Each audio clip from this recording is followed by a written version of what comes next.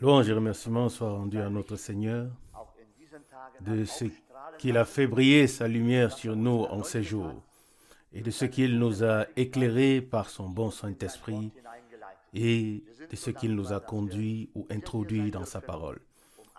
Nous sommes très reconnaissants de pouvoir être ici à nouveau pour adorer et pour lire sa parole, écouter ensemble sa parole pour recevoir ce qu'il a à nous dire.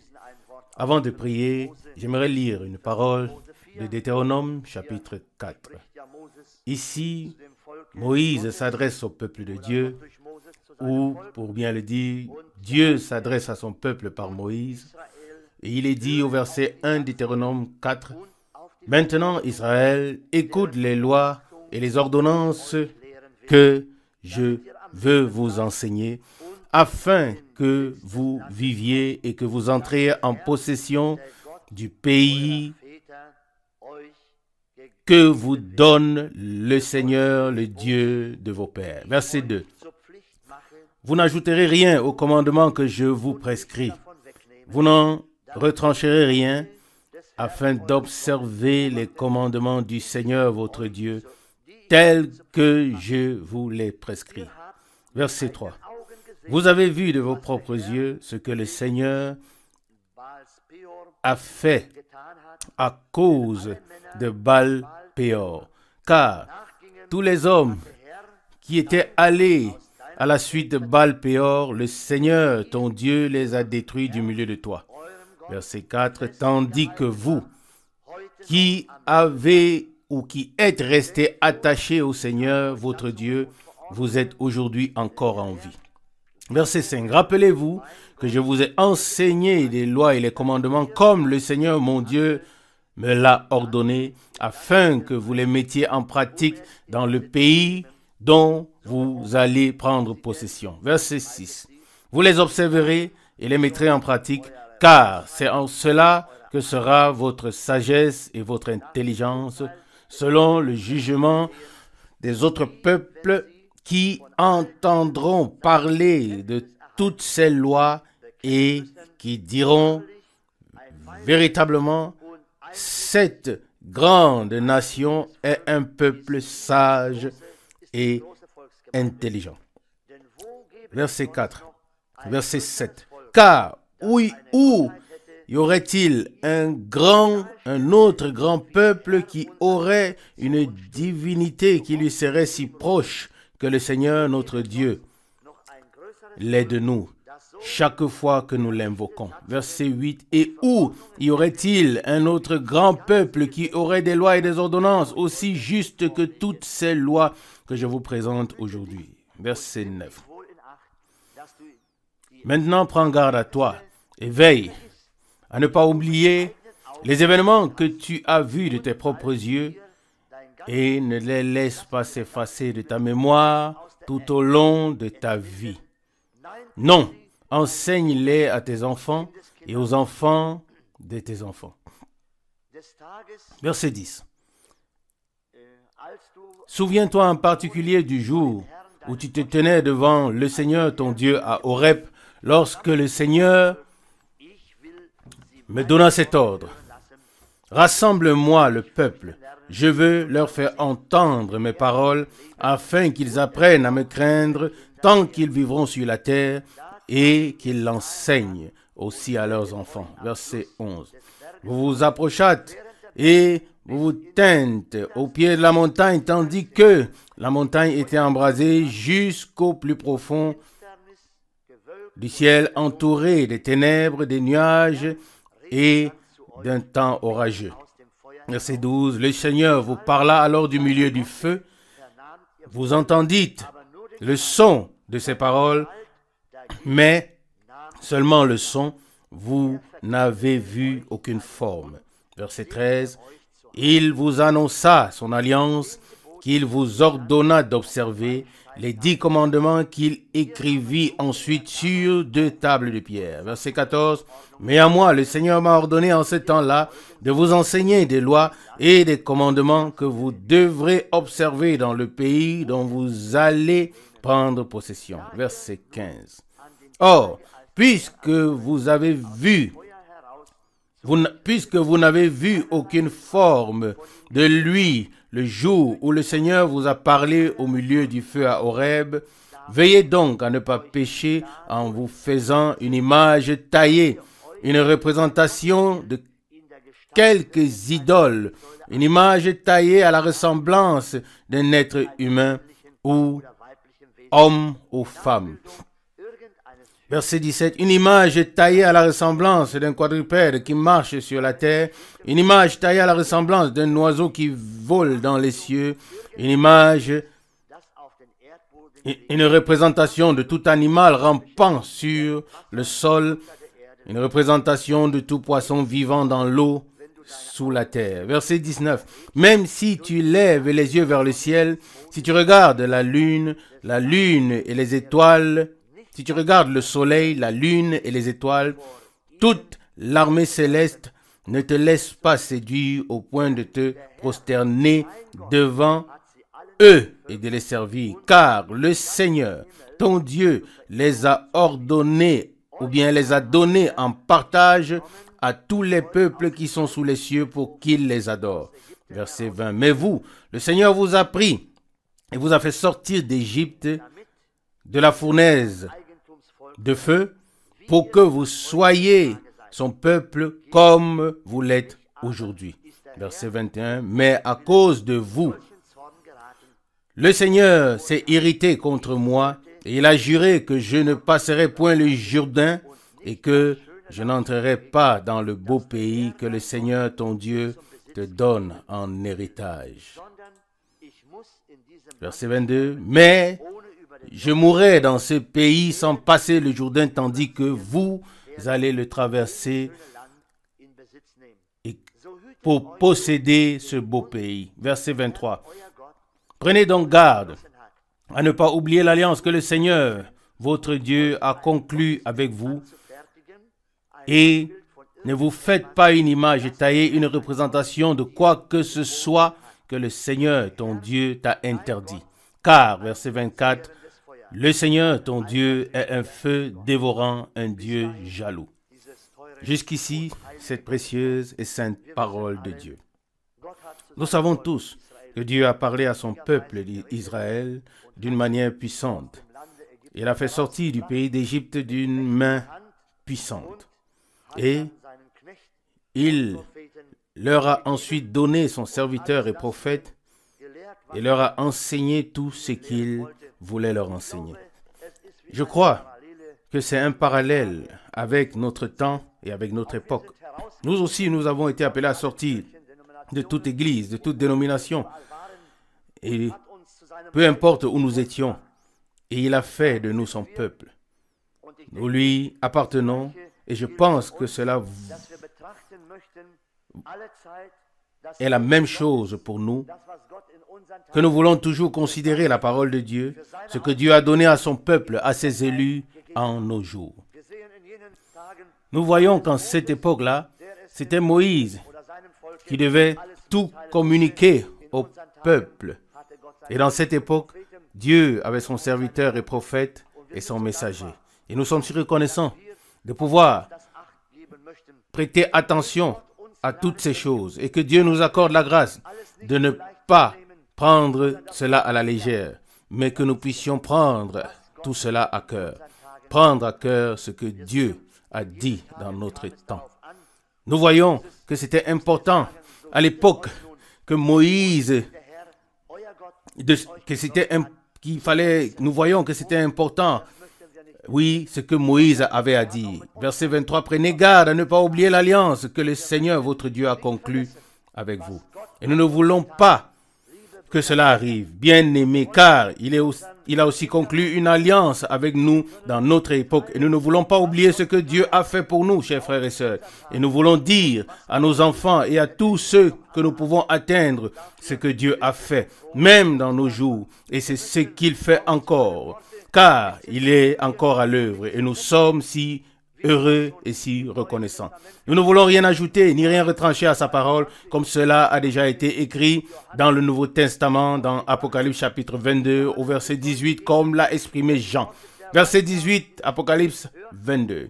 Je le déclare à quiconque entend les paroles de la prophétie de ce livre. Si quelqu'un y ajoute quelque chose, Dieu le frappera des fléaux décrits dans ce livre. Verset 19. Et si quelqu'un en retranche quelque chose, des paroles de la prophétie de ce livre ou de ce Dieu retranchera sa part de l'arbre de vie et de la sainte ville qui sont décrites dans ce livre. Ça, c'est la parole de notre Seigneur et nous voulons y prêter attention.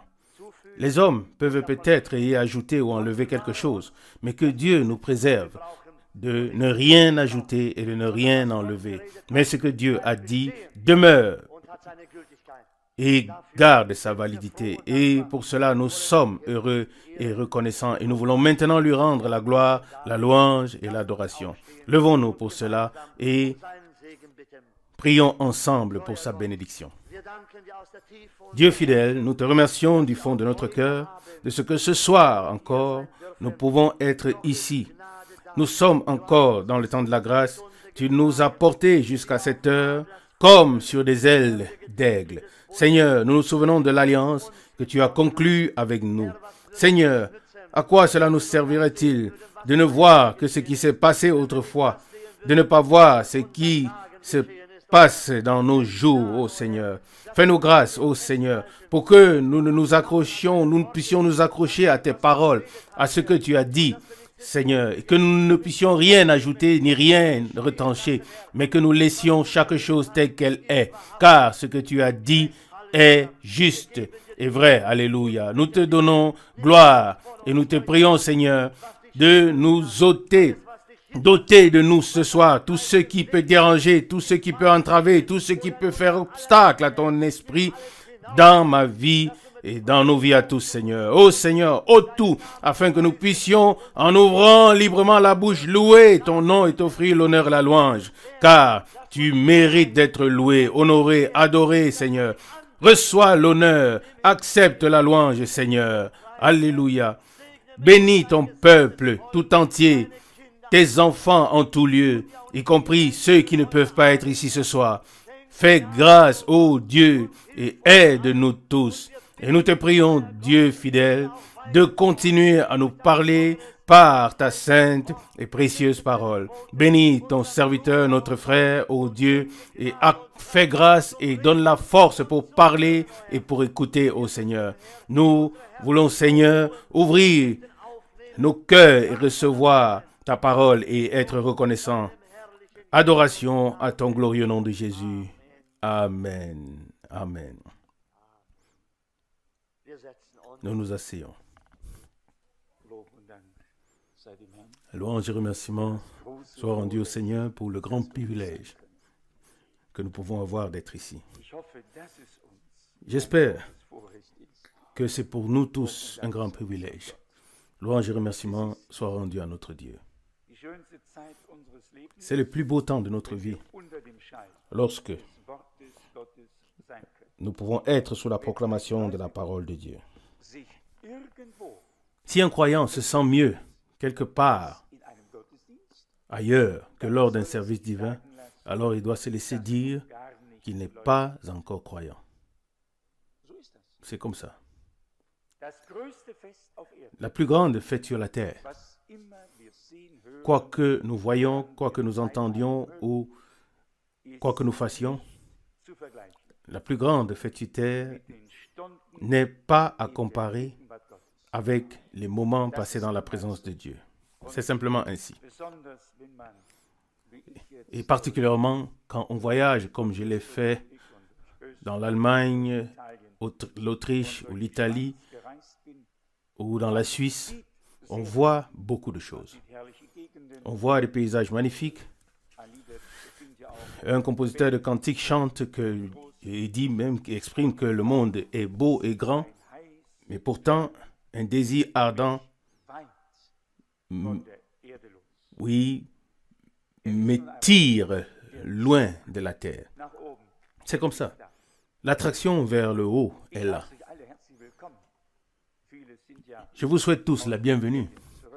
Beaucoup reviennent des vacances. Certains travaillent le soir. D'autres sont ici, d'autres ne peuvent pas être ici. En tout cas, Nous sommes heureux d'être ici pour rendre grâce à Dieu ensemble et pour écouter la parole et nous réjouir de la parole. Quand nous avons chanté, l'Esprit de Dieu agit encore une fois, alors je me suis dit, c'est vrai. Et quand nous avons chanté, l'Esprit de Dieu agit maintenant en moi. Alors là, mon cœur s'est mis à battre plus fort.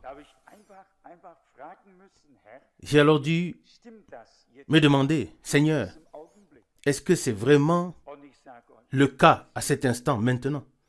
Et je vous le dis, si ce n'est pas vrai, à un moment donné, ça peut être vrai à l'instant d'après.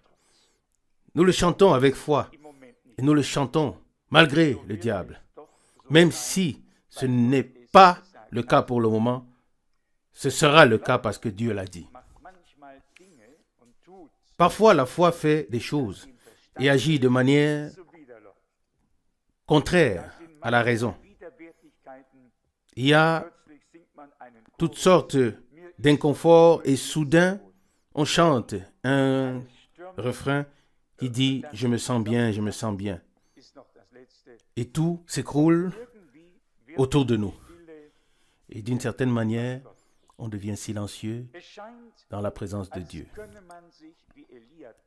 Il semble que l'on puisse se mettre dans la grotte comme Élie ou Moïse et regarder comment la tempête passe, comment elle détruit toute chose.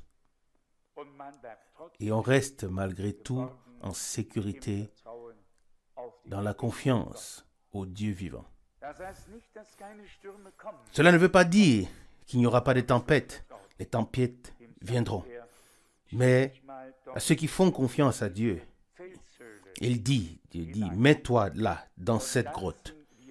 Et nous sommes alors en sécurité. Alors nous voyons le Seigneur. Oui, passer dans sa gloire. J'ai ici une lettre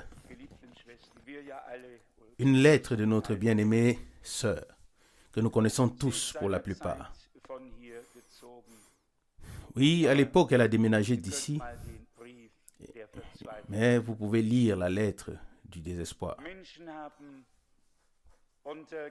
Dans certaines circonstances et sous certaines influences, des gens ont pris des décisions qu'ils regrettent tellement et avec lesquelles ils ne peuvent plus vraiment gérer les choses. Si cette femme était reprise dans la gloire à un âge aussi avancé, elle créerait encore de désespoir sur son lit de malade ou sur son lit de mort. Et nous voulons vraiment prendre cela à cœur et prier sincèrement pour tous ceux qui ont été emportés, qui ont été sous une mauvaise influence. Et la mauvaise influence se reconnaît au fait que la haine et tout ce qui en découle se manifeste. Là où Dieu est, à cet endroit, il y a l'amour, la paix, le pardon, le salut et la bénédiction. Là, les choses ne peuvent pas être mélangées ou confondues.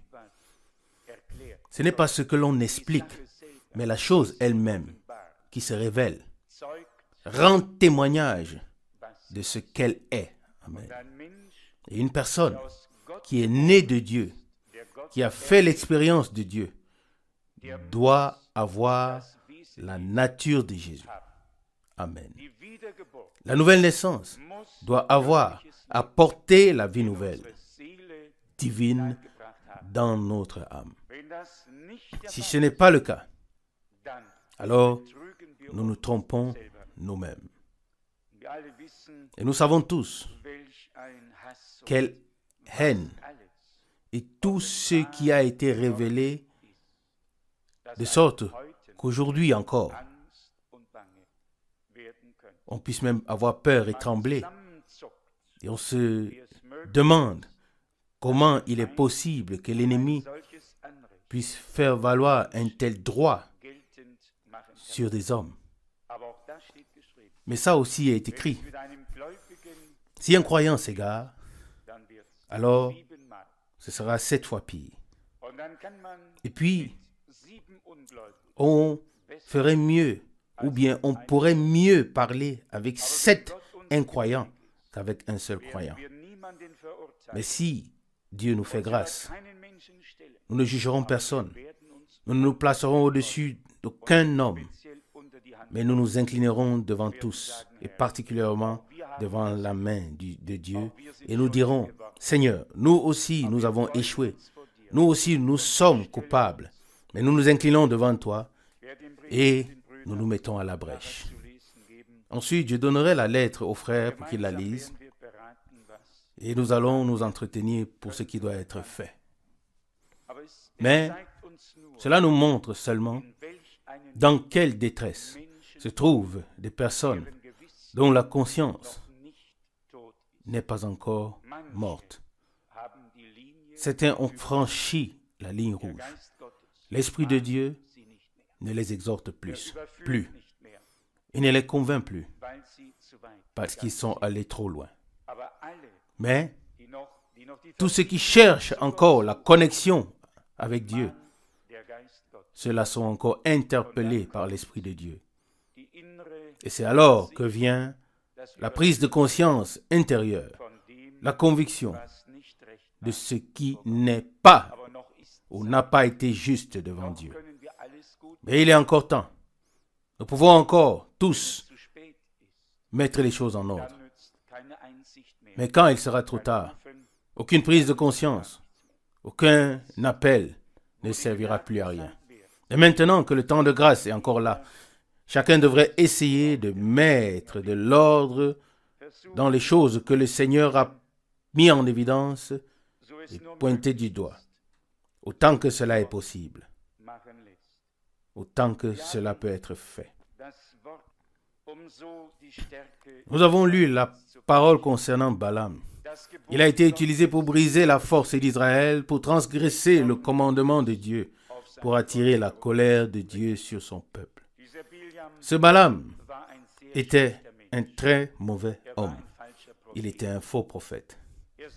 Il a dit, « Mes yeux sont ouverts. » Il a parlé de l'étoile qui s'élèverait sur Jacob. Il a dit assez pour se faire entendre. Et puis, l'autre chose est arrivée. Dieu avait dit, je crois que nous l'avons lu en partie dans Deutéronome 4. Là aussi c'est écrit que Dieu s'était choisi le peuple parmi tous les autres peuples pour en faire sa propriété. Et Dieu avait suivi un chemin particulier avec ce peuple.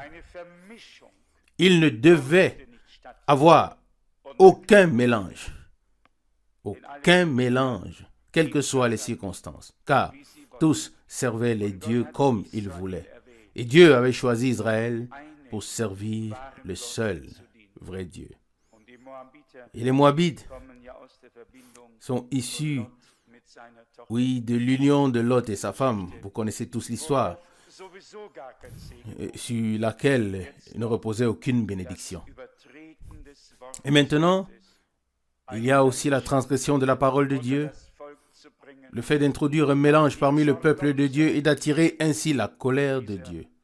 Cet homme, j'aurais presque pu donner un mauvais nom. Balaam est encore mentionné dans le Nouveau Testament, dans l'épître de Jude, comme dans Apocalypse chapitre 2, au verset 14. Apocalypse 2, verset 14. « Mais j'ai quelque chose contre toi, c'est que tu as au milieu de toi des gens qui suivent la doctrine de Balaam. » Balaam qui a enseigné à Balak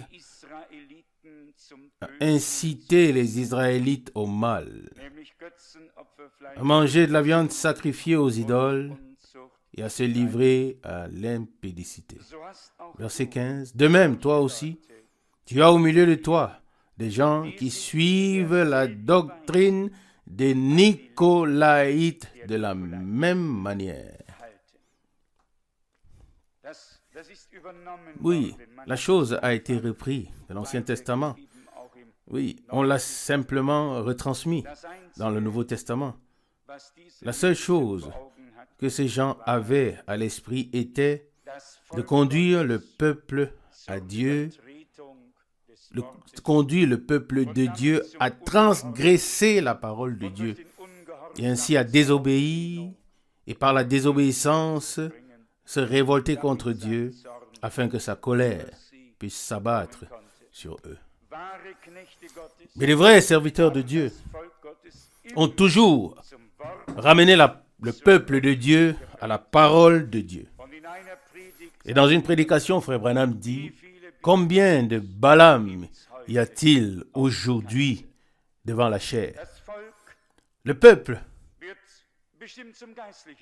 est certainement incité à l'adultère spirituel et à la prostitution spirituelle. Tous suivent le chemin large et ils ne savent pas que des Balaam se tiennent devant eux, qu'ils proclament tous les paroles au conseil écuménique des églises. L'impudicité et la prostitution spirituelle. Et que restait-il? La colère de Dieu s'abattra sur tous. Et c'est pourquoi la proclamation et l'accent mis sur la parole de Dieu de manière si puissante de nos jours. Tout comme il y avait autrefois un vrai prophète qui avait apporté la vraie parole, parole par laquelle le peuple avait été appelé à sortir par des miracles et des signes. Moïse a vu la colonne de feu. Moïse a entendu la voix du Seigneur. Moïse était le prophète que Dieu avait appelé, mandaté et envoyé. Et qui était Balaam? Il n'appartenait même pas au peuple d'Israël. Et soudain, il apparut. Et qu'est-ce qui s'est passé?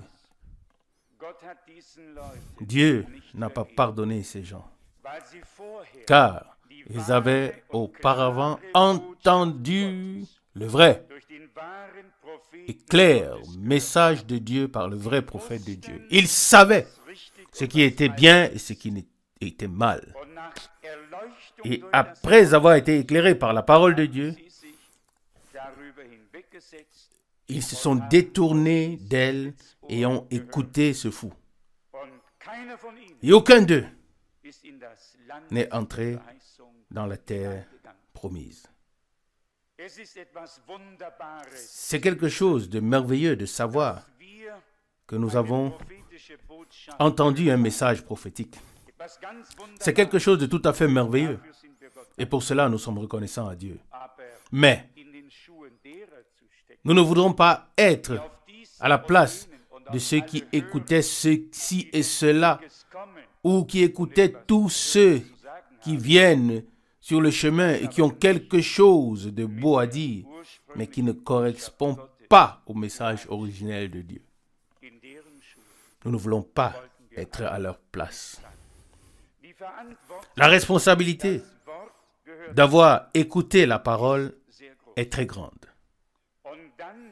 Et puis, après avoir écouté et cru, après avoir été appelé à sortir et avoir tout compris ce que Dieu fait maintenant, quelqu'un vient ensuite, comme Paul écrit aux Corinthiens, si quelqu'un vient vous annoncer un autre Christ que ce que nous vous avons prêché, ou si vous recevez un autre esprit que celui que vous avez reçu, ou un autre évangile que celui que vous avez embrassé, vous le supportez fort bien. Vous pouvez le lire dans 2 Corinthiens chapitre 11 au verset 4. Et qu'en est-il de ces hommes?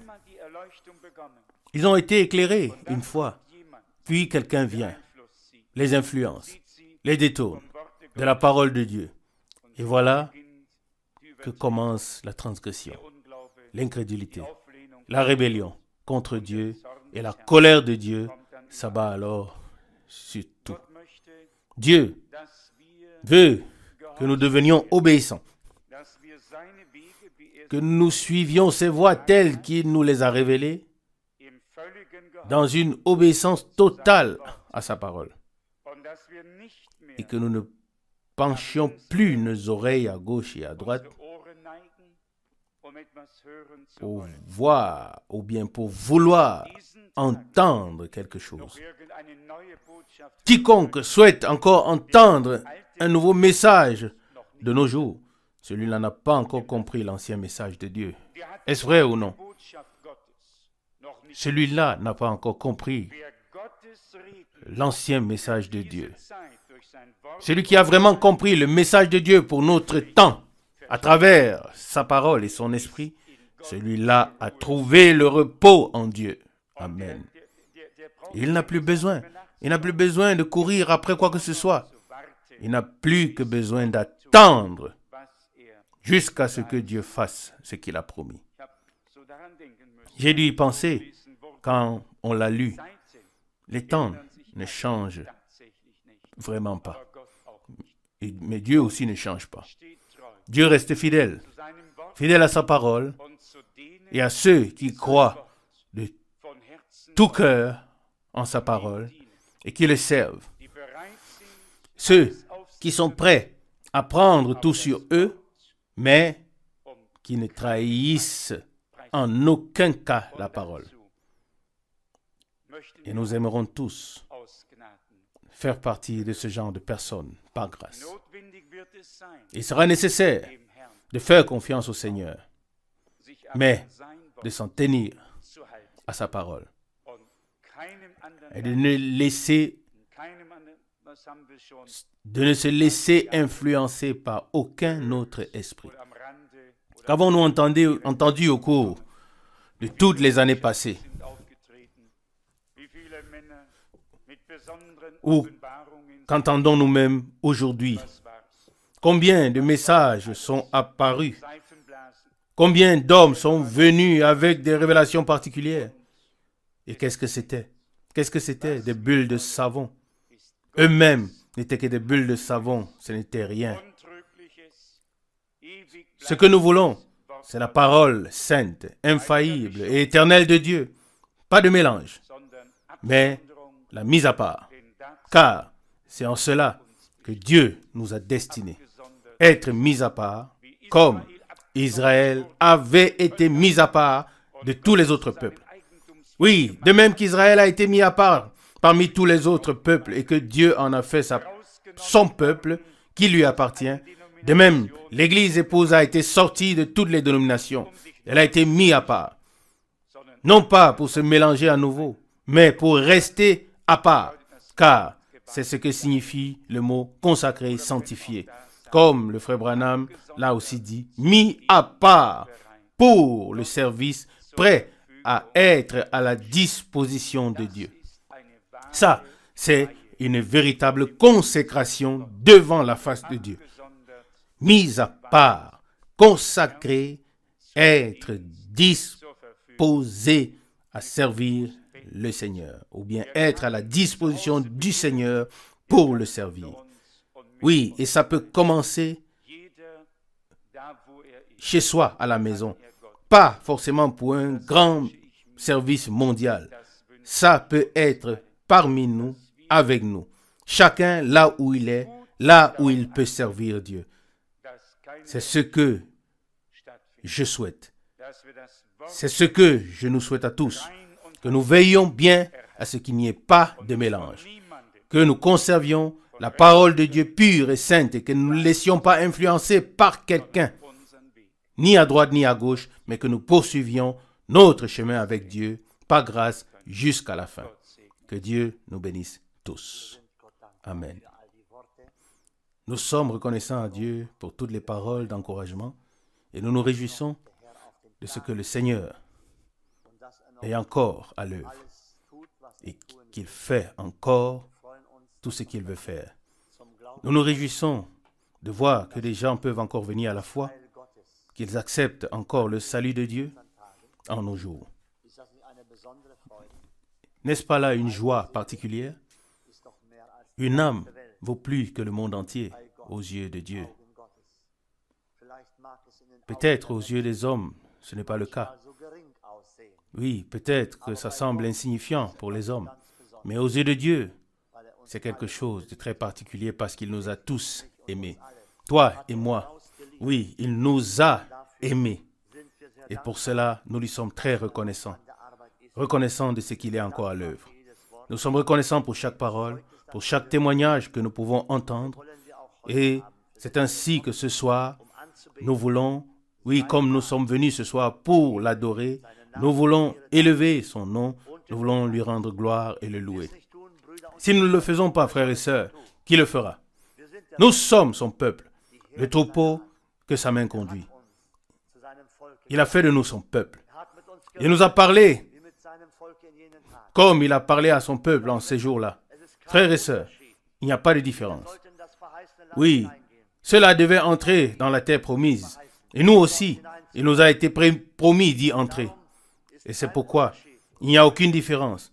Et nous aimerons, comme mon frère l'a dit, nous voulons écouter seulement la parole de Dieu. La parole des hommes passera et ces enseignements particuliers et ces personnes particulières qui pensent apporter quelque chose de spécial, ils peuvent l'apporter où ils veulent. Mais au peuple de Dieu, on ne peut apporter que ce que Dieu a dit. Et c'est ça le plus important. Et c'est pourquoi nous ne voulons pas oublier, comme je l'ai déjà dit, ces prédications, cette nourriture qui nous a été donnée dans ces derniers temps, afin que nous puissions traverser ce désert grâce à la force que nous donne cette nourriture. Et que nous nous souvenions de ce que Dieu a fait en nos jours, ou qu'il fait dans nos jours, et de ce qu'il a fait. Et pour cela, nous sommes très reconnaissants, très heureux de pouvoir nous réunir encore et encore. Cela m'a fait très plaisir. Oui, c'est vraiment la plus belle chose quand les enfants de Dieu peuvent se réunir pour rendre gloire et louange à Dieu. Le monde ne le comprend pas. Les gens ne peuvent pas le comprendre. Et ils pensent que nous sommes fous. Mais nous savons en qui nous croyons. Nous savons qui nous a aimés. Nous savons qui nous a rachetés. Nous savons où nous serons. C'est cela, la certitude. Oui, cette certitude nous a été donnée par lui, non pas par un homme qui doit la reprendre, mais par le Seigneur. Nous venons de le lire dans la prédication. Les médecins et les grands peuvent dire beaucoup de choses. Ils peuvent dire, tu n'as aucun enfant, mais Dieu dit, tu auras encore un enfant. Alors l'enfant viendra. C'est la chose. C'est ainsi, frères et sœurs, nous sommes reconnaissants. Alors ce soir, adorons tous de tout notre cœur. Levons-nous pour cela. Père Céleste, nous te remercions encore ensemble pour ta parole précieuse et sainte que nous avons pu entendre ce soir, par laquelle tu nous as parlé. Fais-nous grâce à tous, ô Seigneur, que nous puissions trembler, Seigneur, en entendant ta parole, ô Dieu, afin que nous prenions à compte ce que toi, tu as dit à ton peuple au travers les âges. Mais ce que tu as aussi dit pour notre époque, oui, que ces choses qui sont spéciales au Seigneur. Nous te remercions pour l'alliance que tu as conclue avec ton peuple. Que cette alliance demeure pour l'éternité, Seigneur. Aide-nous, ô Seigneur, aie pitié de nous. Fais-nous grâce afin que nous puissions nous humilier, afin que nous nous soumettions à ta parole en toutes choses. Seigneur, quelle grâce! Lorsque les hommes reconnaissent ce qu'ils ont à faire selon les Écritures, ô Seigneur. Loué sois-tu, Seigneur, tu es le même. Nous te remercions d'avoir sauvé, de ce que tu as béni et de ce que tu es encore à l'œuvre. Ô Dieu, adoration à ton merveilleux et saint nom de Jésus. Et nous te confions tout particulièrement ceux qui sont dans la détresse et qui sont tourmentés par l'ennemi. Ô Seigneur, tu peux les délivrer, tu peux les délivrer, tu as le pouvoir, la puissance, Seigneur. Tu peux leur donner un nouveau courage afin qu'ils n'abandonnent pas, mais qu'ils lèvent les yeux vers toi, ô Seigneur. Fais grâce à tous, ô Seigneur. Tu connais chaque cœur et tu sais toutes choses. Même ceux-là qui ont été séduits par l'ennemi, Seigneur, tu peux les ramener au troupeau, ô Seigneur, et tu peux les bénir de la richesse de ta grâce. Nous t'adorons, Seigneur. Et avec toi, toutes choses sont possibles, Seigneur. C'est pourquoi nous louons et glorifions ton glorieux nom. Reçois l'honneur, la louange et l'adoration dans le nom de Jésus. Amen. Amen.